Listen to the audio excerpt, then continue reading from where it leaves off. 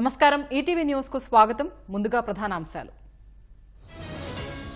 వికసిత భారత లక్ష్యంగా కేంద్ర బడ్జెట్ నవ సూత్రావళి ఆవిష్కరించిన సర్కారు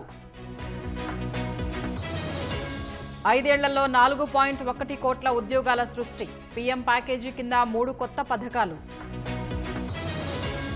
బడ్జెట్లో వేతన జీవికి ఊరట కొత్త పన్ను విధానంలో స్వల్ప మార్పులు ఫోన్లు బంగారంపై కస్టమ్స్ సుంకం తగ్గింపు ఒక్కరోజే 4,000 తగ్గిన పసిడి ధర